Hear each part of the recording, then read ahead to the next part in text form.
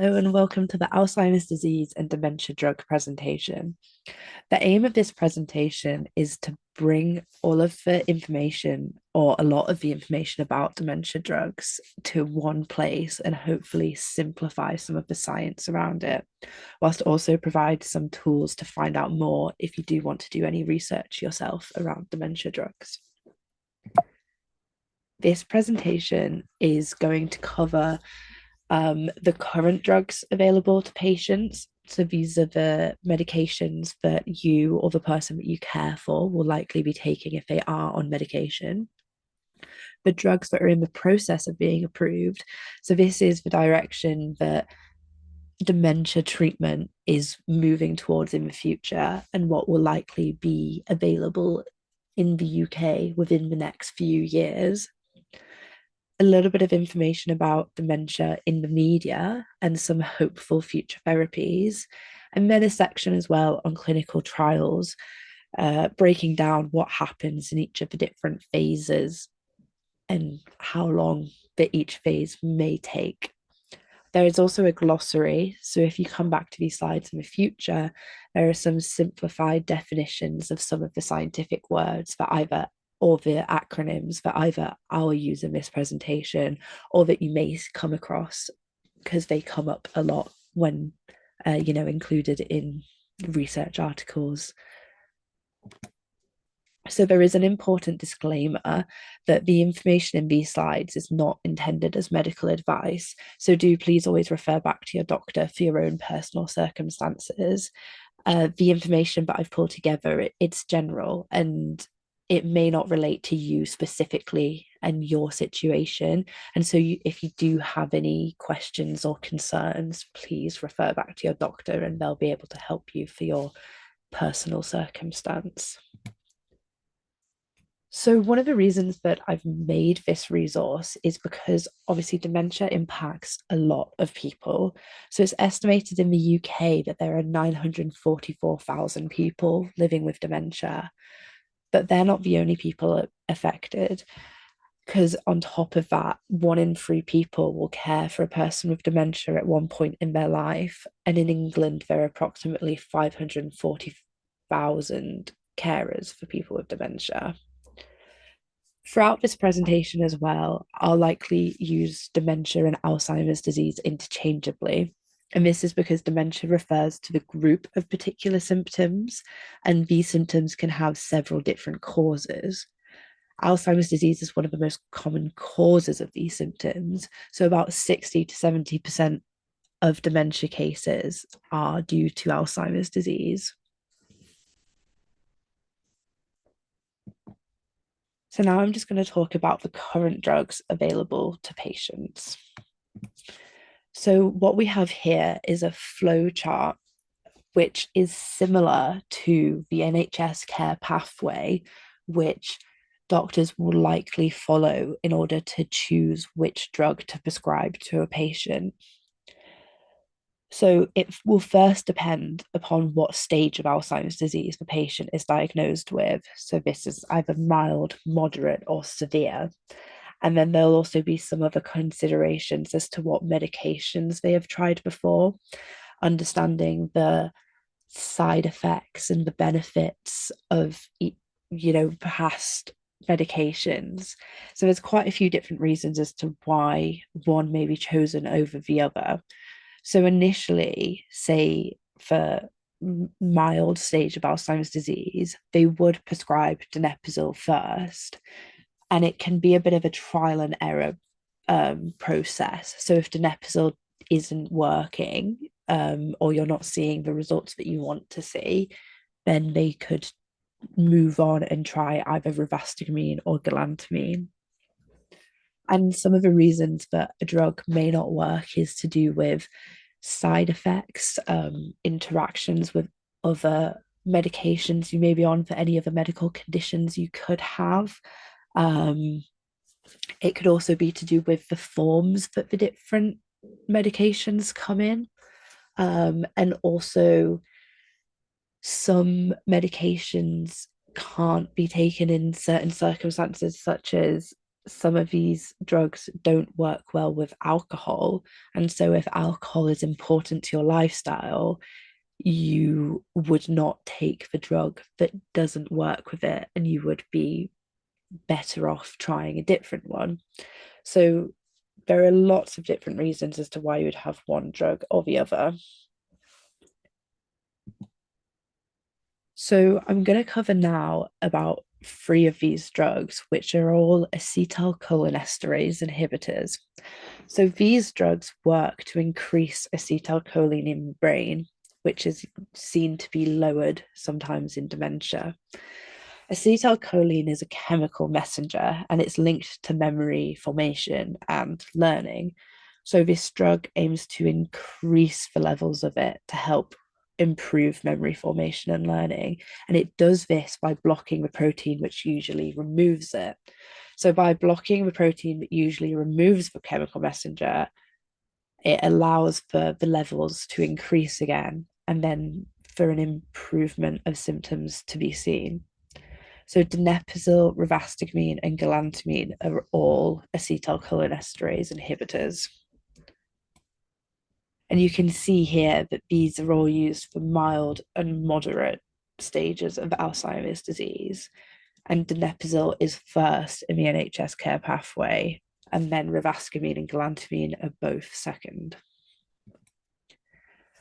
So donepezil and all of the other acetylcholinesterase inhibitors, they treat the symptoms of dementia associated with Alzheimer's disease, but they don't slow the progression of the disease or treat the underlying causes of the symptoms.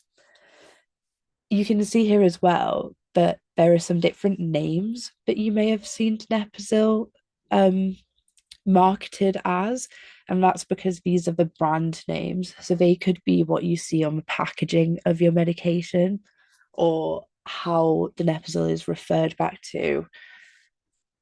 Donepezil also comes in various different forms. So tablets, melt in the mouth, or liquid form.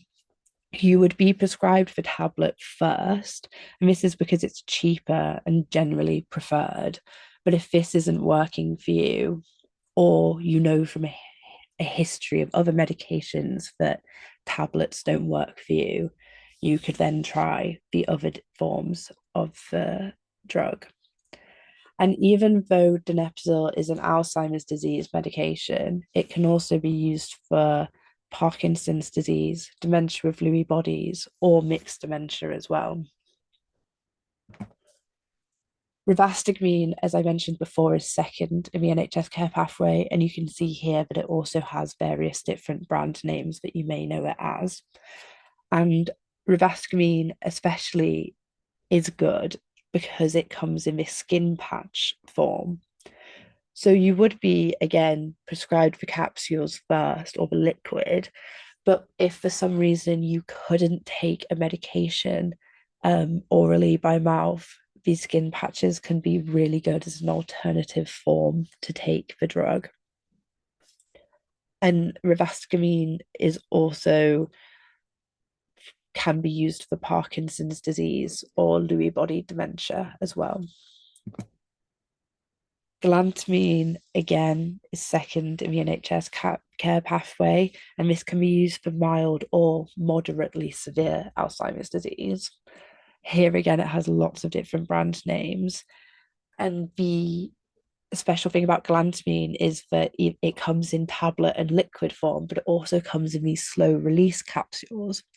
So these are really good because the time at which the drug starts to work is a lot longer after administration of it than, say, the tablet form. So this could be useful to stop negative interactions with other medications, or depending on lifestyle, the time of day of which you would want to see the best results and of the drug working. So if this is later on in the day, that it's more useful to have the symptoms reduced, this slow release capsule would be good for that. And again, galantamine can be used for Parkinson's disease and Lewy body dementia. So next I'm going to talk about the drug that's used for moderate and severe Alzheimer's disease. So this is memantine, and it's a glutamate blocker. So this is a bit different to the acetylcholinesterase inhibitors because with previously the acetylcholine chemical messenger that there was too little of it and the drug was trying to increase the levels. With memantine, there is actually an overactivity of the chemical messenger, which is glutamate. And the way that memantine works is to block the glutamate receptors, which are similar, which are essentially sensors in the brain. And it blocks these sensors so that the glutamate can't work on them and that the overactivity is reduced back to normal levels to improve brain signaling and help to reinstate normal function, which improves the symptoms and also helps to prevent future damage. So memantine is first in the NHS care pathway for severe Alzheimer's disease, or if the previous acetylcholinesterase inhibitors can't be tolerated, it'd be prescribed for moderate Alzheimer's disease. But as it works with a different mechanism to the acetylcholinesterase inhibitors, it can be prescribed alongside them. And this is good to target multiple different symptoms of dementia at once if you were to have a mixed therapy.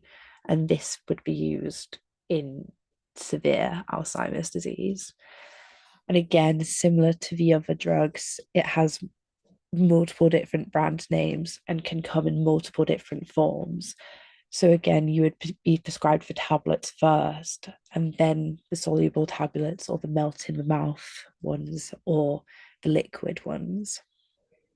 And this can be used for Alzheimer's disease, Parkinson's disease, or Lewy body dementia. So next, I'm going to talk about the drugs that are in the process of being approved. These drugs are the amyloid beta, or they may be referred to as the anti-amyloid drugs. And the way that these drugs work is they aim to reduce levels of a protein called amyloid beta in the brain, which has been shown to build up in Alzheimer's disease. And when this protein builds up, it can clump together and form plaques, which you may have seen referred to. And these plaques can get in the way and disrupt brain signaling or even cause cells in the brain to die. And so this drug is aiming to remove this protein. The way that they do this is very similar to how our immune system, the body's natural defense, targets harmful substances. So it will either attach itself to the proteins and destroy it itself, or it can attach to the proteins and that helps for the other immune cells in our body to identify it and for them to destroy it. So these drugs are aducanumab, donanemab, and lecanemab, and none of them are currently available in the UK. Something you may have noticed as I just read out those drug names is that they all end in mab. So when drug companies name their new drugs, they often follow certain patterns. And so if you're reading a news article or research article and you see the title of a drug that ends in mab, you'll know that it's probably going to be a monoclonal antibody that targets amyloid. And so it will be a drug that works in the way that I've just described. So the mab stands for monoclonal antibody. And a monoclonal antibody is a protein that's usually used in our immune system, our body's natural defense, which can bind to harmful substances, and they can either destroy the harmful substances or just block their negative effects. And what scientists have done is that they can design these to target specific harmful substances, such as amyloid beta. So they've built these monoclonal antibodies that specifically target the amyloid beta in order to reduce just that from the brain in Alzheimer's disease. All of these drugs, though, it's been shown, results have shown that the current anti amyloid drugs have a greater impact on daily life the earlier they're given. And so this means that there needs to be an early diagnosis of Alzheimer's disease, and the presence of these amyloid plaques. And this is done using PET scans and lumbar punctures, which you may also know as spinal taps. Obviously, these are quite distressing procedures, and so they're not done routinely. So you'd probably have to ask your doctor for it specifically due to, say, a family history, or push for it because of symptoms that you've started to see. And so this is something that the healthcare services are working to improve to get earlier diagnosis and then earlier access to treatment. So the first drug, aducanumab, this was advertised as the first monoclonal antibody to treat not only the symptoms of Alzheimer's disease, which is what the current drugs on the market does, but also to slow its progress. So this was a huge step forward in dementia treatment. And it was actually the first Alzheimer's disease drug approval since 2003. This was in America, though, not in the UK, but it was approved. And this is because of a lack of impactful results and also some significant side effects, which were brain bleeds and brain swelling. So that's why it was rejected by the European and UK health agencies. And actually, the company that created it, Biogen, have since announced that they're going to discontinue the development and the sale of aducanumab, which their brand name was Aduhelm for it. So I thought I would include this in here because obviously it's been very, very important for the progress of dementia treatment. So even though it's not going to be used, it's been one of the stepping stones along the way to better treatment. But donanemab here is a drug which is set to be approved. So post Brexit, the UK regulatory board have a new system of drug approval.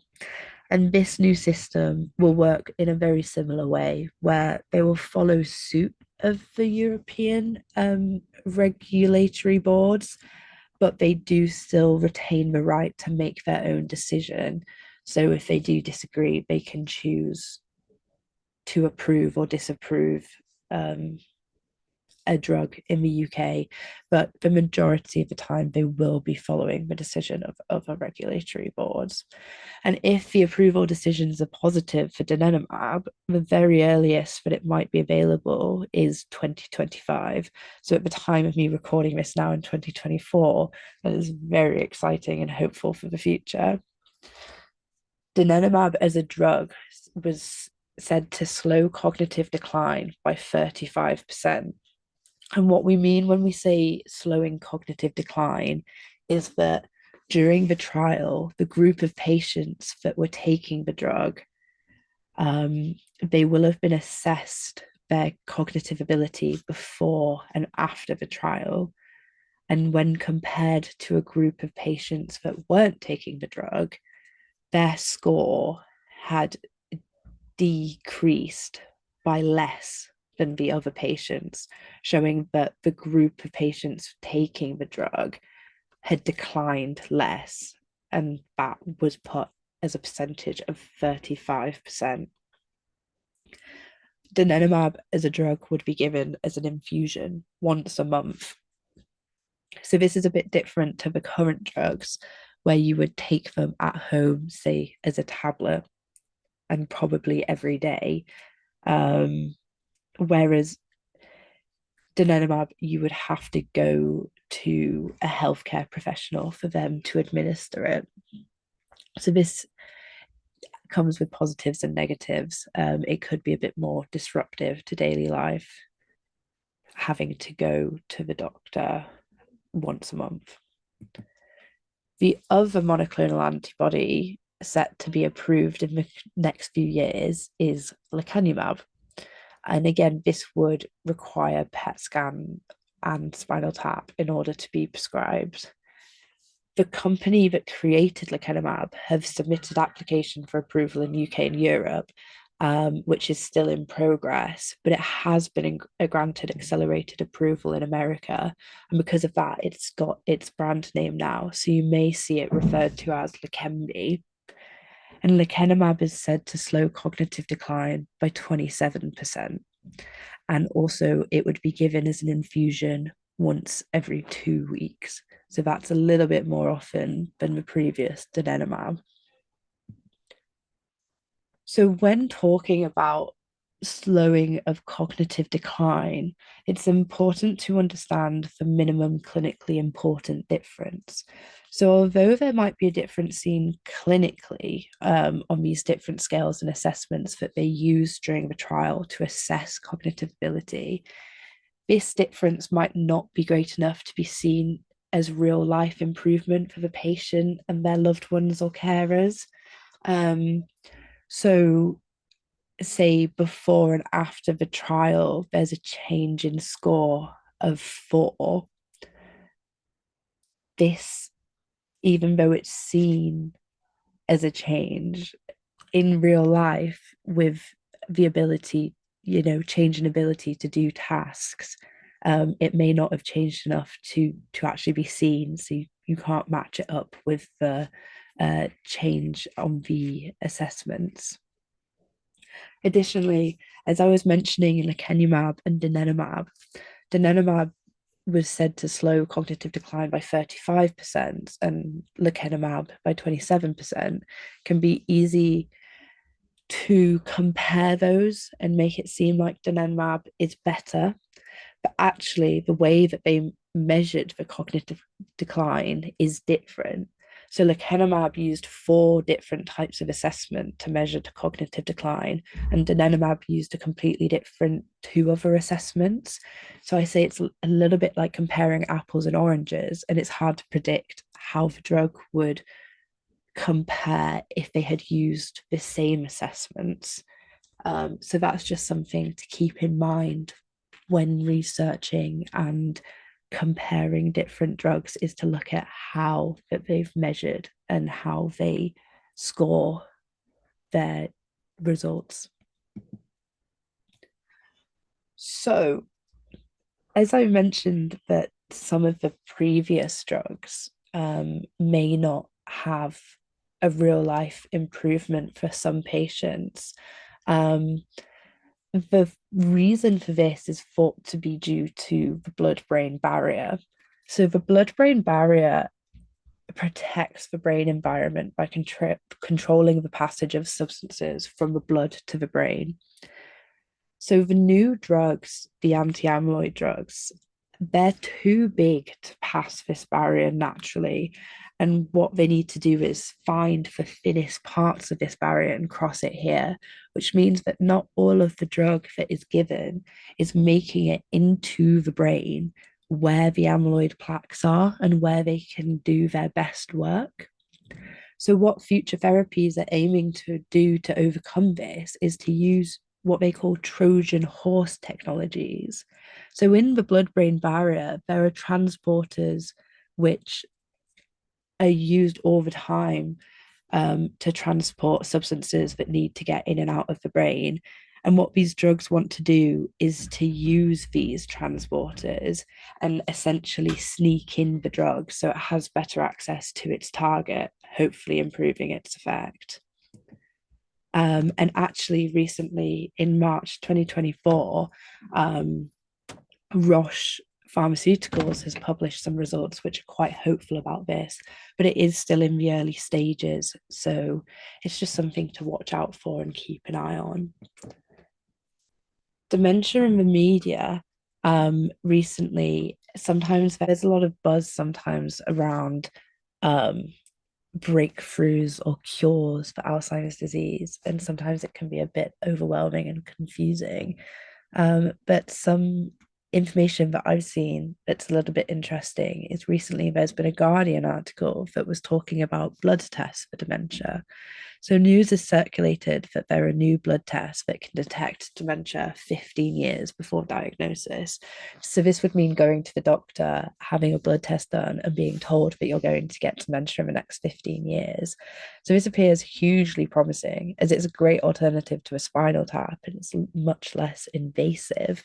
Um, and also any information about ways to detect dementia earlier and so hopefully helping with that earlier access to treatment is really, really good. However, its use to the general public may not be quite as significant as it seems as of now. So 15 years advance warning does not give much more relevant information than some of the other current known risk factors, such as age, a history of smoking, and or previous head injuries. So we can say with pretty similar conviction right now that if you have these risk factors at a certain age, that you have a high likelihood for developing dementia. Um, but anyway, as I said, any new information is always really promising. Additionally, there's been a BBC Panorama episode called Alzheimer's A Turning Point, and this focuses on the new anti amyloid drugs and what their release could mean for patients and the NHS. So, what I was talking about before about the early diagnosis and the procedures required for that, and it talks a lot about how the NHS aims to handle this. So, if you're interested, I would recommend taking a look. So next, I'm going to talk about clinical trials and their different phases. So preclinical testing is always the first stage, and this involves building the protocol, which is the plan for the study. And this is deciding what they're going to study and how they're going to do it. Alongside this, they'll use computer simulations, and this helps guide them through the process. But at certain different stages, they should be seeing certain results, and if they're not, they know that either something's gone wrong, that they either need to make some changes or completely stop the trial and start focusing on something else. And then also the first stages of testing will happen. So this can be in vitro, which is Latin for in glass. So this means they would use cells in a lab, and this can give them information quickly about how the cells react to the drug. And if this is positive or negative, they can then choose on to move to the next stage, which would be in vivo, or sometimes they skip this stage entirely, but this is in the living. So this would be in rodents or rabbits or some forms of monkeys sometimes. And this again will just help them predict how the drug works in a body and in the next stage if they move on to human testing. So, all in all, the preclinical testing phase can take from 12 to 15 years from the initial idea to then moving on to the next stage. So, this is phase one of when they introduce it into humans. And the main aim of this phase is to test how safe the drug is and to find out the best dosage, which is how much of the drug that you give. So, what they want to find is the maximum tolerated dose, which is the most drug that they can give to a patient that is still safe and has a positive effect. So, what they would do is they would start with a small number of participants, but they start with a level of the drug that they know is way too small to even have any effect. And then they'll gradually increase it whilst monitoring the effect in the body. So they'll be keeping an eye on vital signs, but also trying to garner any information about what the drug is doing in the body. So they would probably take blood tests and urine tests and anything else. But gives a good indicator as to what the drug is doing. So this phase would have between 20 to 100 participants and could last several months to a year. And if the results are positive, they'll move on to phase two. So, this is to focus more on the positive and negative effects of the drug. So, they'll have more participants in this phase, about 100 to 300, and they'll start to see how the drug works in different people that have different genetic makeup, they have different stages of the disease, and just to see how they react. And they just continue to monitor how safe the drug is and whether or not it's working, and just keeping a very close watch out for any potential side effects. And this phase can last several months to 2 years. But actually, this phase can be entirely skipped. If the results from phase one have come through as exceptionally promising and the drug is of special interest, this phase, yeah, can be entirely skipped. And that means that the drug will get on the market sooner and available to patients sooner. In phase three of clinical testing, they'll have already established that the drug works. So now they're just trying to further test for any negative effects and also prove that the drug is going to be better than the other drugs which are currently available, because there's no point releasing a new drug if it's not going to be any better than the others, because people just won't use it. So what they'll be wanting to find out is if the drug is first in class. So this means if it's working in an entirely different way to any other drugs, but there's nothing to compare it to, then this would be why this drug is chosen over others. Or if it's best in class, and the reasons for it being best in class could be because it has the best effects, it shows the most improvement. It could be because it's cheaper. It could be because it's more convenient, say if you can take it at home rather than having to go in somewhere. So there's lots of different reasons as to why it may be better, or it could be that it comes in a more convenient form.